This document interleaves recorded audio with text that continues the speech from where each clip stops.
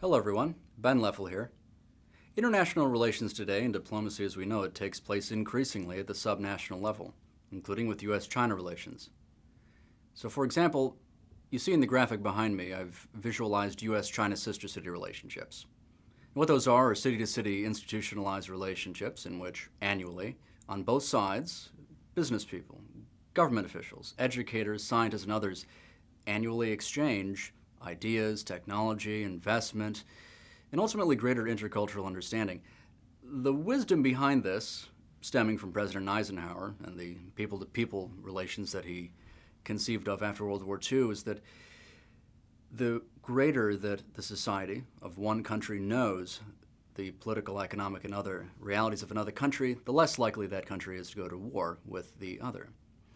Now, subnational relations between the U.S. and China are getting increasingly relevant, and it goes beyond just sister cities.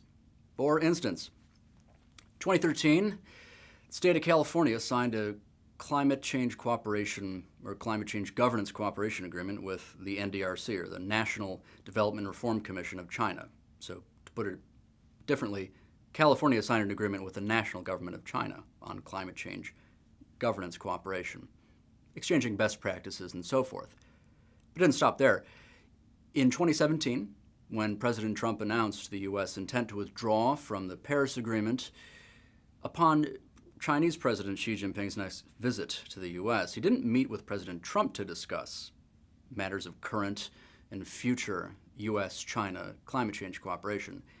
He met with California Governor Brown, and thereon they signed yet another agreement, this time focusing more so on U.S. China, or rather California China, low-carbon tech innovation, pushing the envelope so we can better be technologically equipped to mitigate and adapt to and be resilient from the effects of climate change. States like Washington and elsewhere have been engaging in fora and partnerships in the purely commercial realm with Chinese provincial government officials and provincial counterparts, expanding market access opportunities at the subnational level. And to take a city-to-city example, Columbus, Ohio and Hefei, Anhui Province have been sister cities for about 30 years now, and they began with tourism and educational related exchanges, and then in 2012 moved on to environmental exchanges under the Eco-Partnerships Program, which is overseen by both the U.S. and Chinese national governments. So you see that this is very much multi-level. And these thousands of these narratives play out every day at the subnational level in addition to the national level. And with that, look now back at this map.